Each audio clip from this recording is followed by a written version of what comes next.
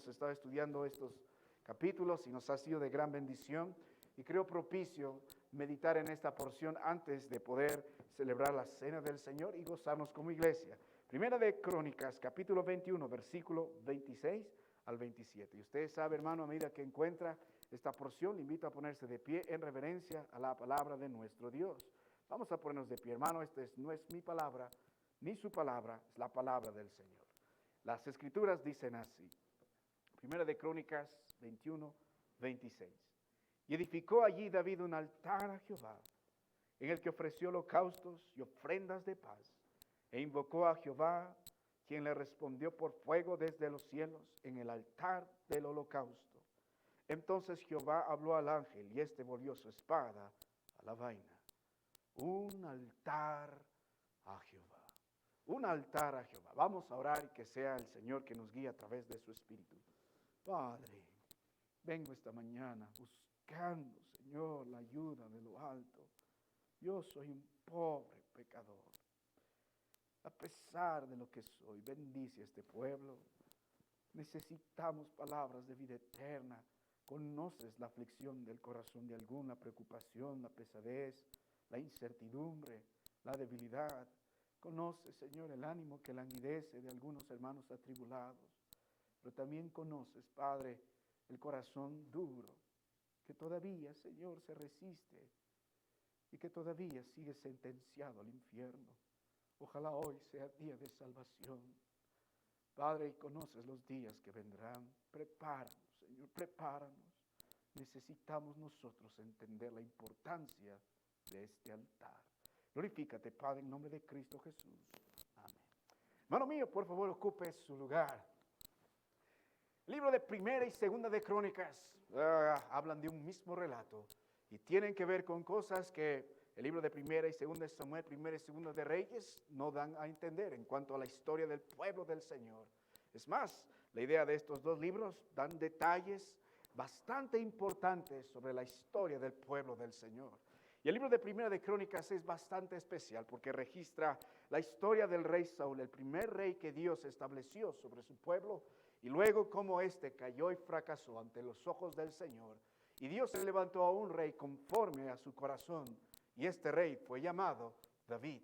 Y vemos la historia de David en el libro de Primera de Crónicas, cómo Dios lo levantó, cómo Dios afirmó su reino y cómo Dios le dio victoria sobre sus enemigos.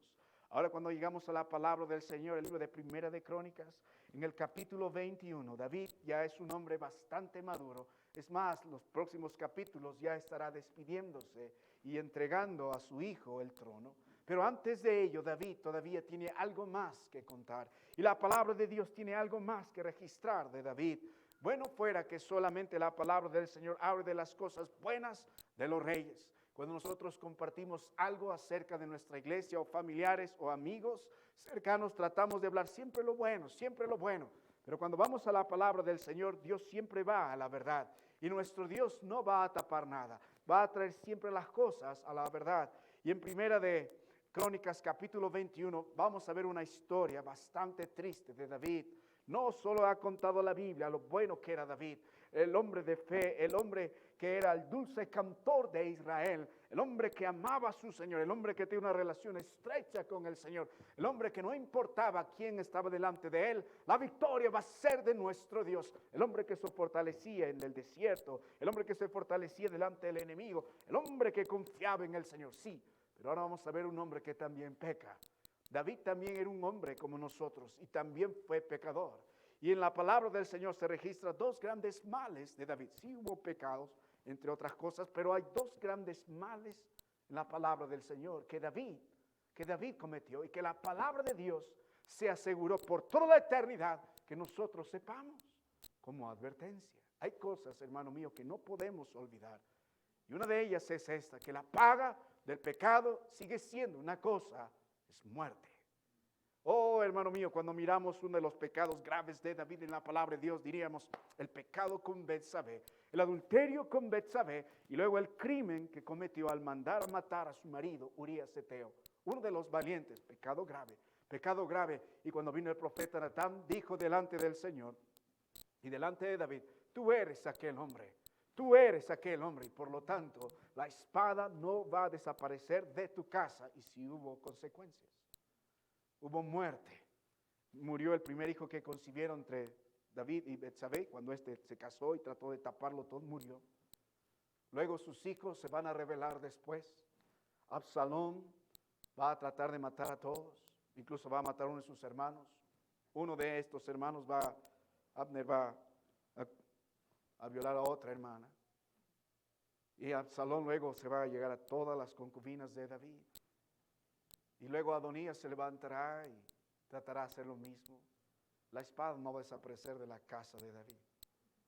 La paga del pecado es la muerte. Pero cuando llegamos a 1 Crónicas capítulo 21, vemos otro gran pecado. ¿Qué está pasando en 1 Crónicas capítulo 21? Si en un momento entráramos en la historia, contemplaríamos algo increíble.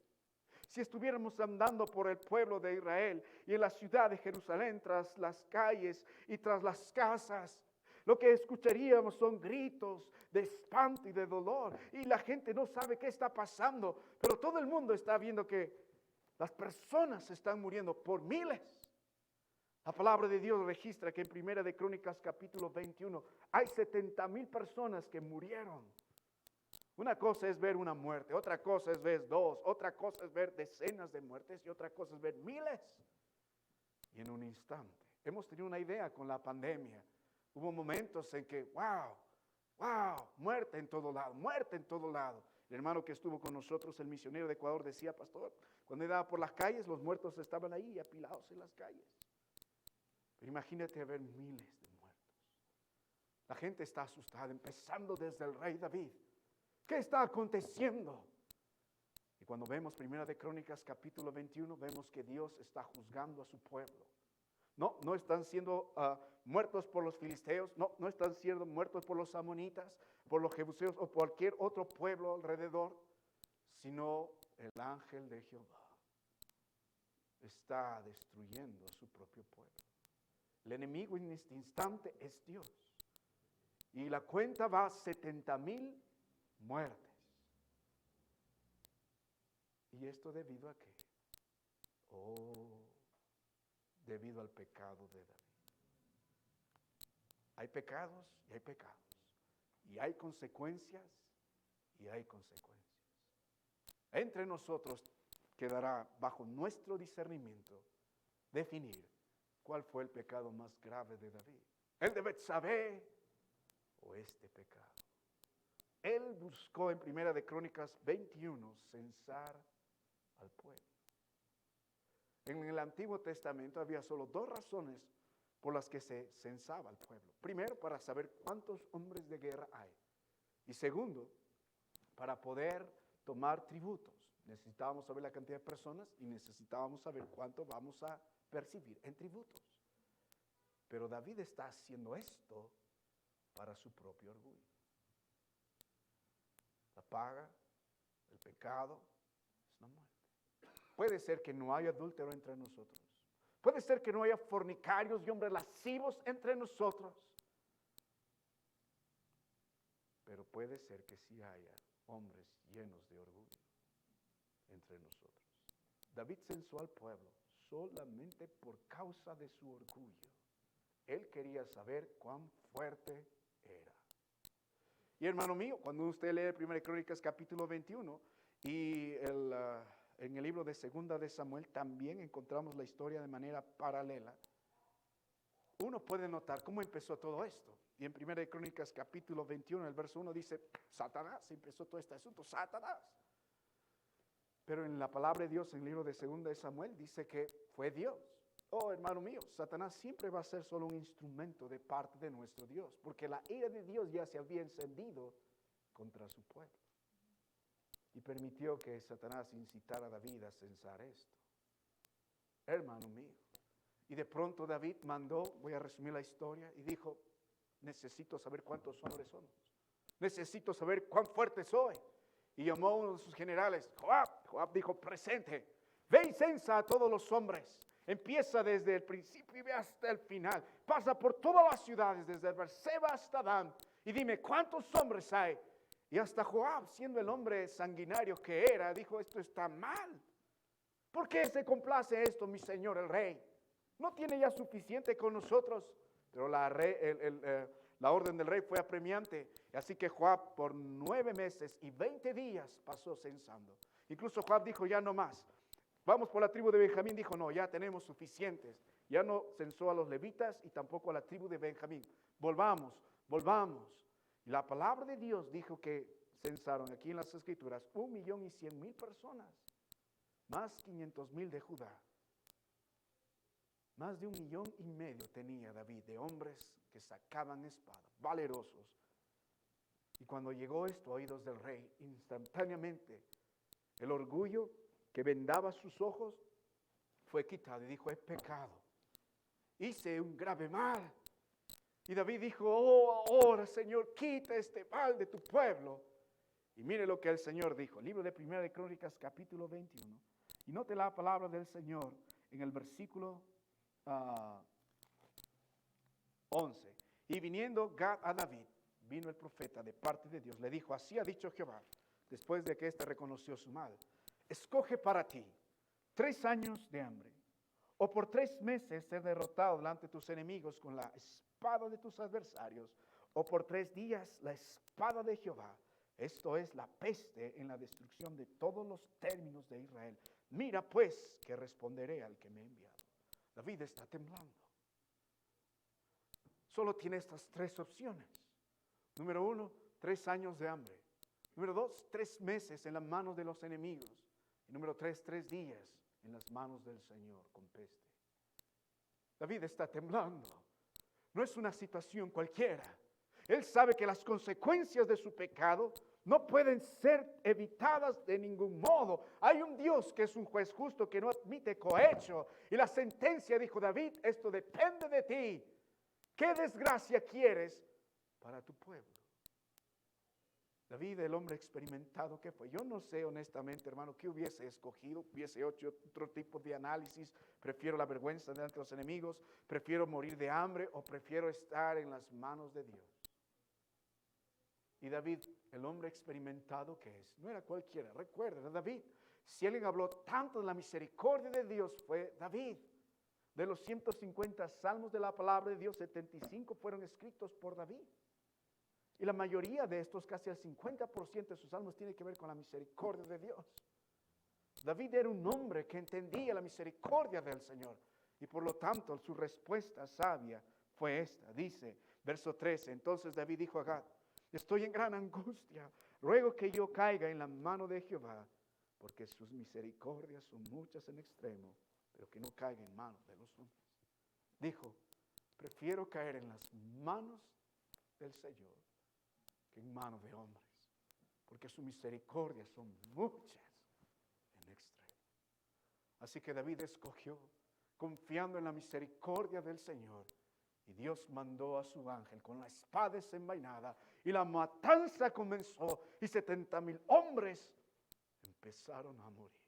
Y la palabra del Señor sigue diciendo en el versículo 15, y envió Jehová al ángel de Jerusalén para destruirla, pero cuando él estaba destruyendo, ya habían muerto los 70,000. Miró Jehová y se arrepintió de aquel mal, y dijo el ángel que destruía, basta ya, detén tu mano. El ángel de Jehová estaba junto a la era de Ornán Jebuseo. Hemos considerado el pecado de David, hemos visto la causa de su pecado, pero ahora estamos viendo las consecuencias de su pecado. Todos están muriendo. La mano de Dios está sobre su pueblo. Dios se convirtió en el enemigo de su pueblo. Mandó a su ángel con la espada desenvainada. 70,000 hombres están muriendo. La mortandad, el lloro, la angustia está por todas partes en el pueblo del Señor. Y el rey está temblando con gran angustia. Él sabe que las consecuencias de su pecado le alcanzaron y está siguiendo, extendiéndose a todo su pueblo. 70,000 hombres, David, 70,000 hombres. Pero luego hacemos una pausa en medio de toda la mortandad. Si miramos al Señor como el juez justo, Él debería haber exterminado a todo el pueblo rebelde, empezando desde el rey. Si una de las cosas que Dios más abomina en la palabra de Dios, número 1 en la lista, no es adulterio, no es fornicaciones. En Proverbios 6, número 1 son los ojos altivos. La razón por la que Satanás no está más en la presencia del Señor es por su maldito orgullo. Se levantó y todo el pueblo debería perecer. Pero mientras miramos esta historia, en un instante la palabra de Dios hace un zoom al corazón de Dios. Y él, al mirar la mortandad, la Biblia dice, se arrepintió. Hermanos, este es un momento sumamente importante en la palabra del Señor. No solo en la vida de David, no solo en la vida del pueblo, sino en la vida de la palabra del Señor. Es un momento importante. ¿Qué habrá visto el Señor para que detenga su ira y su juicio sobre su pueblo? Hay muchos, hermanos míos, que no quieren ver este lado de parte de nuestro Dios. Dios es amor, dice la palabra del Señor. Amén. Dios es un Dios de gracia y misericordia, eso dice la palabra del Señor. Pero Dios también es un Dios 3 veces santo. Es un Dios que aborrece el pecado. Es un Dios que derrama su juicio y su justicia. Y es un Dios que también derrama su ira. Y tenemos que ver los dos lados de nuestro Dios. Pero este es un momento importante, sumamente importante. Porque en este instante están colisionando dos verdades de nuestro Dios. ¿Por qué se detuvo la mano del Señor? ¿Por qué se detuvo la ira de Dios sobre David y sobre el pueblo rebelde de Israel? En un instante, mientras la ira de Dios está siendo derramada, en otro instante, la misericordia del Señor también. En un instante, la misericordia del Señor, la ira de Dios y la misericordia de Dios en este instante están colisionando. La ira de Dios versus la misericordia de Dios.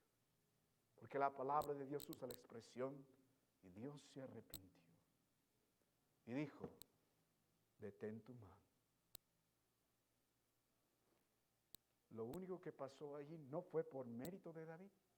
No fue por mérito de los hombres, sino simplemente por la decisión soberana de Dios en la colisión de su misericordia y su ira. Se detuvo un instante la matanza. Pero no ha acabado todo. Mire la palabra del Señor. Dice en el versículo 15, y envió Jehová el ángel de Jerusalén para destruirla. Pero cuando él estaba destruyendo, miró Jehová y se arrepintió de aquel mal y dijo al ángel que destruía, basta ya, detén tu mano. Y note la palabra del Señor. El ángel de Jehová estaba junto a la era de Ornán Jebuseo. Vamos a ver un instante qué es este lugar. Verso 16. Y alzando David sus ojos, vio al ángel de Jehová que estaba entre el cielo y la tierra, como una espada desnuda en su mano, extendida contra Jerusalén. Entonces David y los ancianos se postraron sobre sus rostros y cubiertos en cilicio. ¡Qué cuadro, hermano mío! ¡Qué cuadro, qué cuadro! Todavía no acabó. Es posible que la matanza continúe. La gente está muriendo, padres, hijos, todo el pueblo sin distinción alguna. La ira de Dios comenzó desde el principio hasta el final del pueblo en todo el territorio. Pero un instante la ira y la misericordia de Dios colisionan y Dios en su soberana gracia decide un momento de tregua. Vamos a dar un momento de pausa. Pero la historia no ha acabado porque el ángel de Jehová sigue con la espada desenvainada y se ha parado entre el cielo y la tierra sobre la propiedad de este Ornán Jebuseo. Y en ese instante David entiende, podemos respirar un solo momento. Pero esto todavía no ha acabado, porque el ángel de Dios sigue con la espada desenvainada en dirección a nuestra ciudad. No ha acabado esta historia. Así que todos con los ancianos contemplan este increíble cuadro entre el cielo y la tierra, entre la misericordia y la ira del Señor. Hay un momento de pausa y temblando, están muy deseosos de saber qué va a pasar. ¿Y ahora qué va a suceder? Todavía no se ha acabado la mortandad. ¿Cómo paramos esto? Tenemos un momento nada más para hacer algo. ¿Qué vamos a hacer? ¿Cómo evitamos que la mano del Señor y la espada suya siga destruyendo a los demás? Y que su ira no nos consuma por completo. Hoy puede ser nuestro último día. Nosotros ya sabemos cómo acaba la historia. Pero David no, ni los ancianos, ni todos. Su vida está en peligro. está en las manos de un Dios vivo. Así que note la palabra del Señor, verso 17. Y dijo David a Dios: no soy yo el que hizo contar al pueblo. Yo mismo soy el que pequé. Ciertamente he hecho mal para estas ovejas que han hecho. Jehová Dios mío, sea ahora tu mano contra mí y contra la casa de mi padre, y no venga la peste sobre tu pueblo. Verso 18. Y el ángel de Jehová ordenó y Agag que dijese a David que subiese y construyese un altar a Jehová en la era de Ornán Jebuseo. Hermano mío, aquí una vez más la misericordia del Señor sigue dando batalla contra la ira misma del Señor. La misericordia de Dios hizo que un instante se detenga la ira del Señor.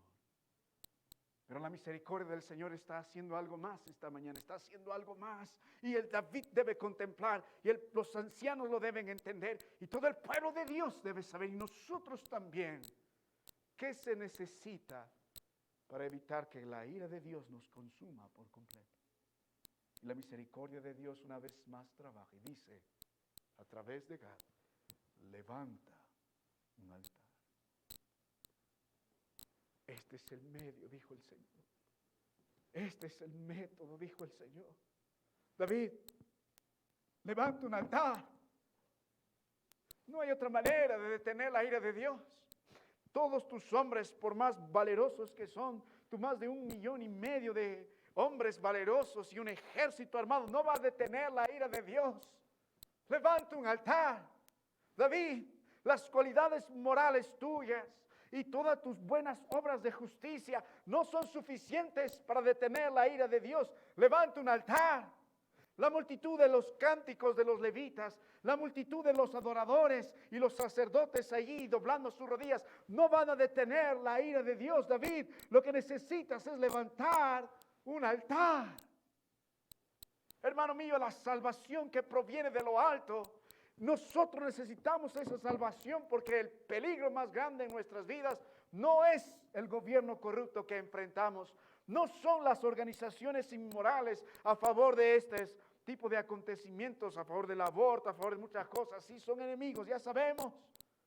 Pero el enemigo principal de nuestro país, de nuestra ciudad, es Dios. El enemigo de sus hijos es Dios. Mientras nosotros nos sumerjamos en el pecado, en nuestra frente se lee: la paga del pecado es la muerte. Y nos corresponde recibir la ira de Dios. El peligro que corren sus hijos es caer en las manos de este Dios vivo y ser lanzados al infierno ardiente. El mundo no puede percibir esto, pero el peligro más grande es Dios. ¿Cómo vamos a detener la ira de Dios sobre su familia? ¿Cómo vamos a detener la ira de Dios sobre nuestra iglesia? Cuando comience el juicio, comienza por la casa de Dios. Si Dios quiere juzgar Huancayo, comenzará juzgando esta iglesia. Por mí, por cada uno de ustedes. ¿Cómo vamos a detener la ira de Dios? ¿Cómo vamos a detener la ira de Dios por nuestras mentiras? ¿Cómo vamos a tener la ira de Dios por nuestro adulterio? ¿Cómo vamos a tener la ira de Dios por nuestras borracheras y fornicaciones? ¿Cómo vamos a tener la ira de Dios por nuestro maldito orgullo? No es suficiente nuestras cualidades morales. David era mejor que nosotros. No es suficiente la multitud de nuestras obras. No es suficiente nuestro gran nombre y nuestra gran denominación. No es suficiente nuestro carácter moral. No es suficiente nuestra religión. No por obras. Lo que Dios está esperando es un altar. David tenía que entender esto. No hay manera de aplacar la ira de Dios en nosotros. No podemos, no tenemos la fuerza de enfrentar a un Dios vivo y no hay nada bueno que poner delante del Señor para que evite la desgracia en nuestras vidas. Y la misericordia del Señor una vez más se levanta y dice: levanta un altar. Mi amado hermano, el altar en la palabra del Señor es sumamente importante. Puede estudiarlo desde todo el Antiguo Testamento y notará que desde siempre el Señor pidió un altar. Desde el libro de Génesis nosotros podemos notar la importancia de los altares. Normalmente eran estructuras hechas con piedras una sobre otra y sobre ellas se presentaba un sacrificio al Señor. El altar era usado básicamente para adorar al Señor, para buscar el favor de Dios. Y no fue inventado por el hombre. Desde el principio Dios estipuló un altar. Cuando Caín y Abel ofrecían los sacrificios, tenían que presentarlos sobre un altar. Cuando Abraham llevó a su hijo, tenía que ponerlo sobre un altar. Moisés hizo un altar, Josué hizo un altar, David también. Vemos la historia de Jacob haciendo altares al Señor. Y David entiende esto, no es nuevo esto, es el mismo método de siempre. Levanta un altar, pon piedra sobre piedra y sigue todas las indicaciones del Señor. Porque, hermano, la paga del pecado es la muerte. La ira del Señor no se puede detener. Levanta un altar. Alguien tiene que pagar el precio de la ira de Dios. Dios sigue siendo juez justo. Mi amado hermano, permítame esta mañana en la gracia del Señor predicar brevemente. Me queda poco tiempo, hermano, no se preocupe, vamos a acabar a la hora 11:30. 3 poderosas verdades del altar que Dios espera que David levante, que nosotros levantemos para aplacar la ira de Dios. Cuando la ira de Dios y la misericordia de Dios colisionan, la misericordia de Dios da una pauta y dice, levanta un altar. Vamos a la palabra del Señor, hermano mío, y notemos la primera cosa, la primera verdad. Primera de Crónicas, capítulo 21. Y note la palabra del Señor en el siguiente versículo. Nota versículo 18. Primera de Crónicas, capítulo 21, versículo 18. La palabra de Dios dice, y el ángel de Jehová ordenó a Agar que dijese a David que subiese y construyese un altar en la era de Jebuseo, de Ornán, Jebuseo. David, oye bien, David, tu vida está en peligro, la vida de tu pueblo está en peligro. Dios no está jugando, la paga del pecado es la muerte. 70,000 ya murieron. Y si no haces esto correctamente, todos van a perecer. Y David tiene que entender esta primera verdad. Dios ya le dijo que tiene que levantar un altar. Pero David tiene que entender esta primera verdad. El lugar correcto del altar. David, tú no vas a escoger el lugar donde vas a levantar el altar. Dios te dirá cuál es el lugar correcto para levantar el altar. Así, hermano mío, como la ira del Señor es derramada, la salvación también proviene del Señor. Y en su gracia, Dios establece un lugar para levantar el altar. Y la palabra de Dios dice, era en la era de Ornán Jebuseo. Hablando un poco de la ubicación de esta era, en medio de Jerusalén, destacaba un monte, se llamaba el Monte Moria. Y sobre ese Monte Moria se ubicaba esta era de Ornán Jebuseo. Era un monte bastante conspicuo y sobre ese monte había una gran roca y tenía una superficie plana. Sobre esa superficie plana, Ornán Jebuseo solía triar con sus animales el trigo o cualquier otro cereal. Y no era un lugar bonito, era un lugar sucio, pero era un lugar alto. Todos podían ver la era de Ornán Jebuseo, un monte, sobre eso una roca alta, superficie plana, y allí se trillaba con los animales. David dijo, no en mi casa, no en las calles del pueblo, sino en la era de Ornán Jebuseo. David tuvo que obedecer. Este Jebuseo era uno de los que había sobrevivido. Recuerda, antes de la conquista había un montón de pueblos cananitas que Dios pidió exterminarlos por completo. Estaban los amorreos, pero entre ellos estaban los jebuseos. Este Ornán y sus 4 hijos eran los únicos sobrevivientes de esto. Se aseguraron de mantener todavía este lugar. Y fue Dios que dijo a David, yo quiero que levantes el altar en este lugar. Hemos visto un poco de la descripción de este lugar y a quién pertenecía. Pero quiero que vea, hermano mío, el acceso también a este lugar.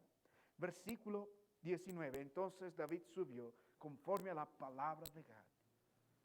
No era cualquier lugar, era en este monte, sobre una gran roca. Ahí estaba la era de este hombre. Pero hay una sola forma de llegar a ese lugar. David, tienes que ascender. No te va a ser fácil llegar a ese lugar, pero David, tienes que ascender. Sube conforme a la palabra de Dios. La misericordia de Dios siempre expresándose en su palabra, conforme a la palabra de nuestro Dios. Pero algo más debemos notar de este lugar. No solo a quién pertenecía, no solamente su descripción, no solamente la manera de llegar a ese lugar. Sube, sube, va a costarte, David, va a costarte. Lo fácil es descender, lo difícil es ascender, pero también el precio del lugar. Para adquirir este lugar, tienes que pagar, David. El pecado siempre es costoso. Primera de Crónicas, capítulo 21, verso 22. Entonces dijo David a Ornán, dame este lugar de la era para que edifique un altar a Jehová. Dámelo por su cantidad de precio para que cese la mortandad. Y Ornán respondió a David, tómala para ti. Y haga mi señor el rey lo que bien le parezca. Y aún los bueyes daré para el holocausto, y los trillos para leña, y trigo para la ofrenda, yo le doy todo. Verso 24. Entonces el rey David dijo a Ornán, no, sino que efectivamente lo compré por su justo precio, porque no tomaré para Jehová lo que es tuyo, ni sacrificaré holocaustos que nada me cueste. Y verso 25. Y dio David a Ornán en aquel lugar el peso de 600 ciclos de oro, sumamente caro, sumamente caro. Le costó a David. Él no quiso nada que no le cueste.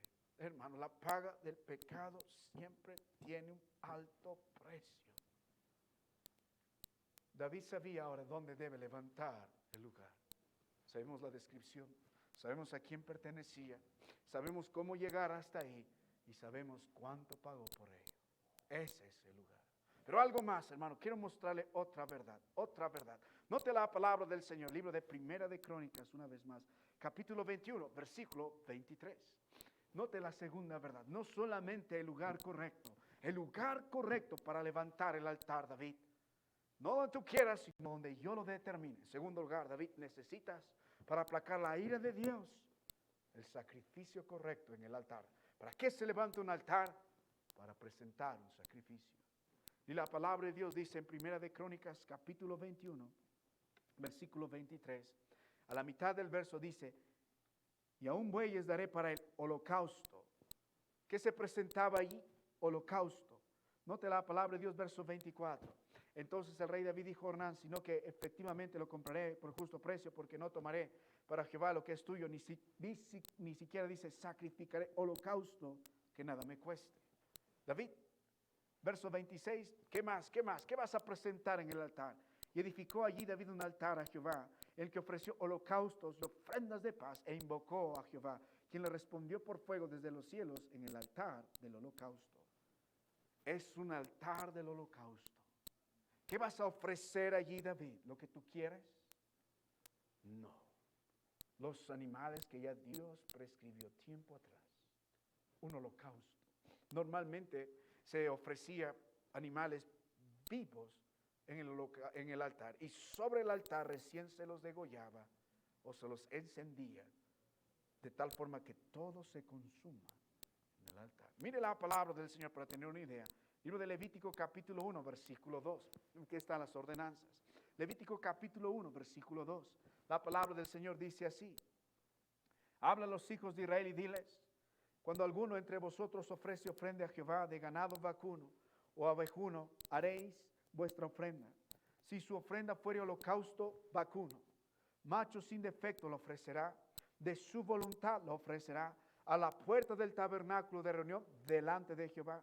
Y pondrá su mano sobre la cabeza del holocausto y será aceptado para expiación suya. Entonces degollará el becerro en la presencia de Jehová Y los sacerdotes, hijos de Aarón, ofrecerán la sangre y la rociarán alrededor del altar, el cual está a la puerta del tabernáculo de reunión, y desollará el holocausto y lo dividirá en sus piezas. Y los hijos del sacerdote Aarón pondrán fuego sobre el altar y compondrán la leña sobre el fuego. Luego los sacerdotes, hijos de Aarón, acomodarán las piezas, la cabeza, la grosura, los intestinos sobre la leña que esté sobre el fuego que habrá encima del altar.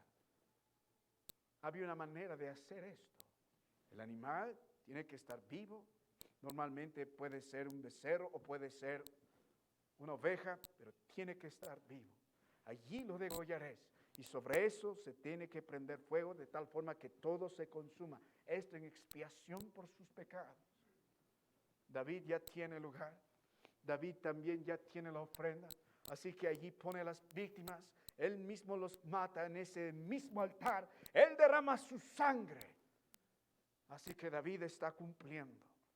La ira de Dios todavía no cesa. El ángel sigue con la espada desenvainada. Dios le dijo a David, levanta un altar. Así que David comprendió cuál era el lugar correcto. Así que David también comprendió esta verdad, el sacrificio correcto. No va a presentar lo que él quiere, sino lo que Dios ha demandado ya. De la manera que Dios ha pedido. Pon el animal vivo, dególlalo allí. Y luego debe ser consumido. Volvemos al libro de Primera de Crónicas, hermano mío. Capítulo 21, verso 22. Permíteme mostrarle algo más. Note la palabra del Señor, la última verdad. Ya estamos acabando. La última verdad. Levanta un altar, el lugar correcto, el sacrificio correcto, en el modo correcto, pero tercera verdad. Note la palabra de Dios, 1 Crónicas 21, 22. Entonces dijo David a Ornán, dame este lugar de la era, para que edifique un altar a Jehová, dámelo por su cabal precio, para que cese la mortandad en el pueblo. Finalmente, el propósito del altar, el propósito correcto del altar. ¿Para qué edificas el altar? ¿Qué espera lograr el Señor con ese altar? Y lo primero que dice David, para que cese la mortandad.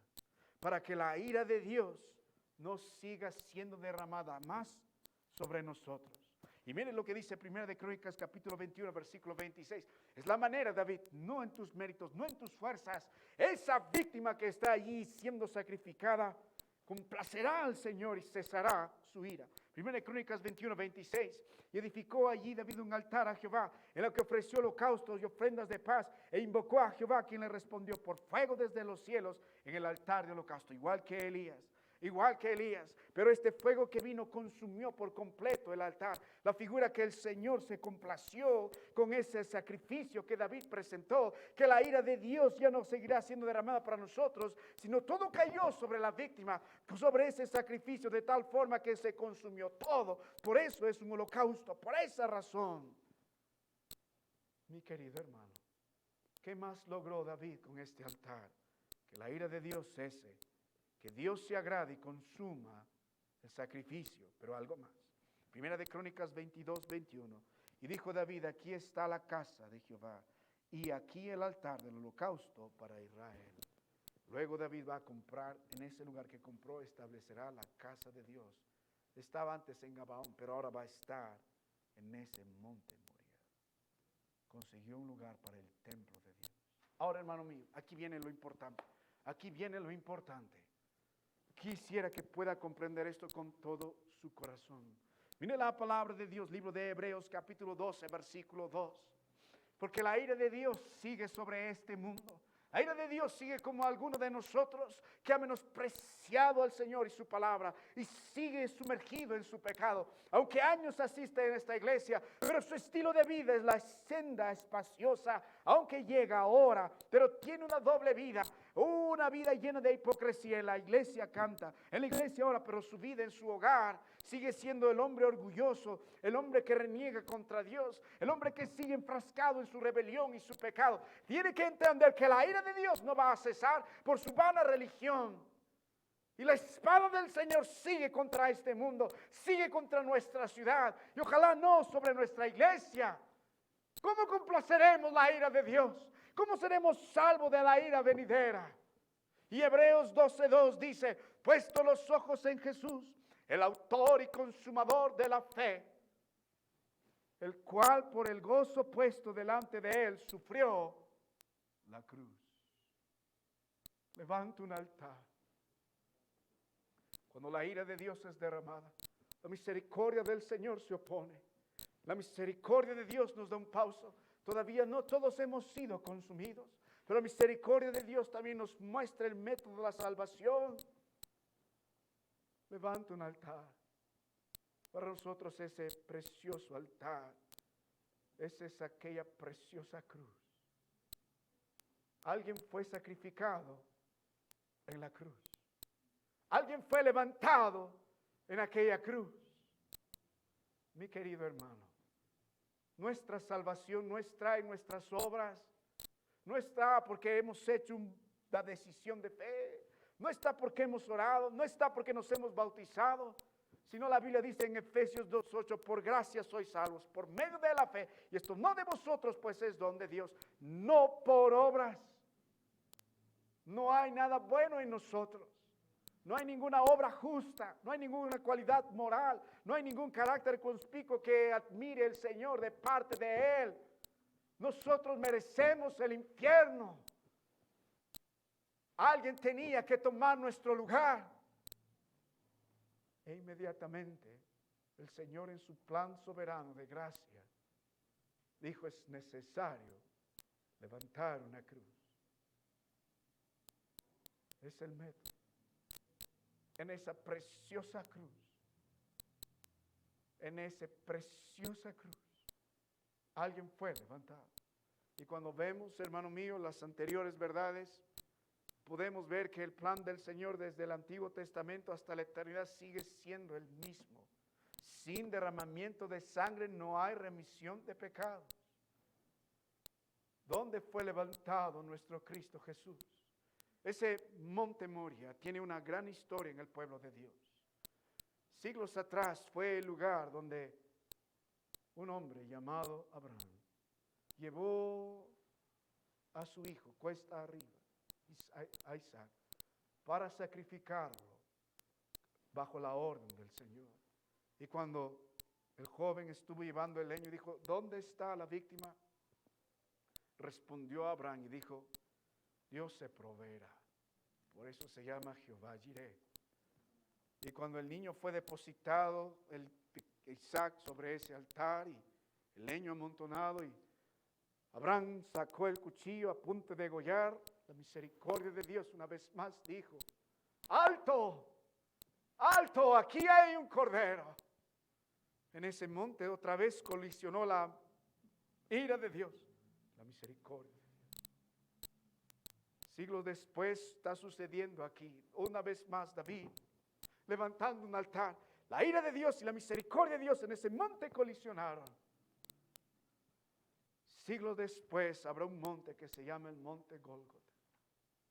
El lugar que Dios escogió para levantar aquella cruz. Le costó esa subida a nuestro Señor. Todo su padecimiento a este Cristo Jesús. Coronado de espinas, latigado, ensangrentado. No hay ninguna cosa que pudiéramos amar de Él físicamente. La Biblia dice en Isaías 53, no hay hermosura en Él. Varón de dolores. Aún con esa pesada cruz caminó el Señor una y otra vez. Paso adelante, le costó todo lo que nosotros deberíamos pagar. A Él le costó llevar esa pesada cruz. Él está sufriendo la ira del enemigo. Él está sufriendo el odio del hombre. Pero lo que más sufre es la ira de Dios. En un instante Dios le dio la espalda a Dios. Tenía que agenciarse de alguien. La ira de Dios no se va a detener. Dios es justo. La paga del pecado es la muerte. Alguien tiene que pagar las consecuencias de nuestra maldad. Y Dios escogió el monte del Calvario, el Gólgota, para levantar ese altar. Oh, pero no queda aquí. El sacrificio en el altar no fue David. No fue ningún otro hombre grande entre nosotros. No fue Moisés, no fue Elías, no fue Eliseo, no fue Jeremías, no fue Isaías, no fue Ezequiel, Joel, no fue Pedro, no fue Juan, no fue ninguno de los apóstoles, no fue el apóstol Pablo. Fue su propio Hijo amado al quien mandó desde lo alto a morir por nosotros en la cruz del Calvario. Y está allí el Hijo de Dios, varón justo y perfecto, recibiendo la ira de su Padre. Está allí sobre ese madero vivo. Y cuando la ira de Dios colisiona con la misericordia de Dios, el Cristo recibe toda la ira. Y en el libro de Juan, Cristo dijo, consumado es, el sacrificio ha sido acepto. Sin derramamiento de sangre no hay perdón de pecados. El Señor se complació. No viene más la ira de Dios para aquellos que han creído en Él, puesto los ojos en Jesús, el autor y consumador de nuestra fe. Mi querido hermano, no quedó esto allí. ¿Qué logró por nosotros Cristo Jesús en esa preciosa cruz cuando derramó su sangre preciosa que predica la mejor que la de Abel? Logró que cese la ira de Dios sobre los que creyeron en Él. Logró que el Padre sea complacido con ellos. Este es mi Hijo amado en quien tengo contentamiento. Por eso Cristo dijo, consumado es. ¿Y qué logró el Señor en aquella cruz? Logró un pueblo para sí mismo. Así como David edificó el templo en ese lugar. Cristo Jesús en Mateo 16, 18 dijo,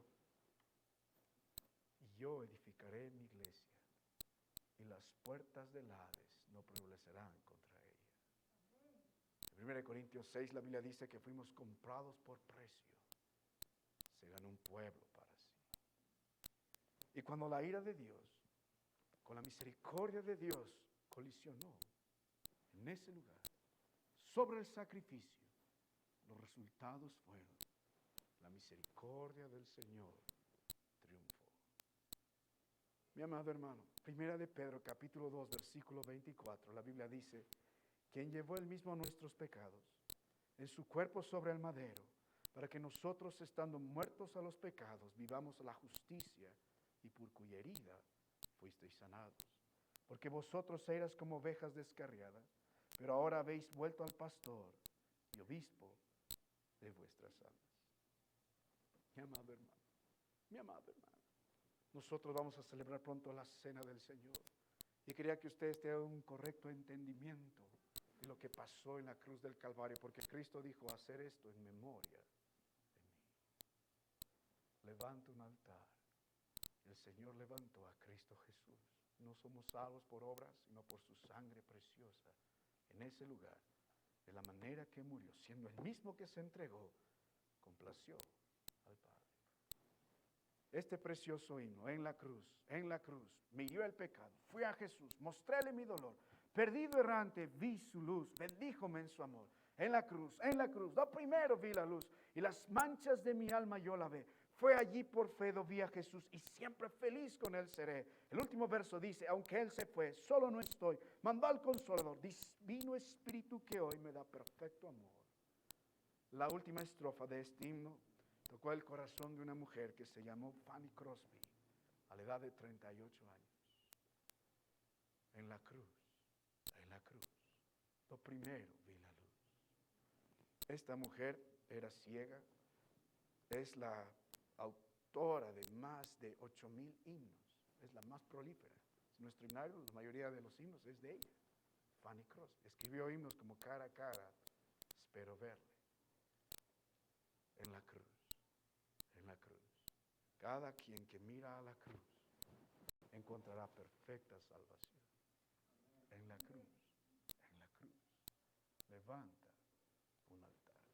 Hermano mío, esta mañana, de veras, podremos entender lo que hizo el Señor por nosotros en la cruz. Vamos a declarar nuestros rostros y vamos a orar. Luego dejaré a mi hermano Johnny.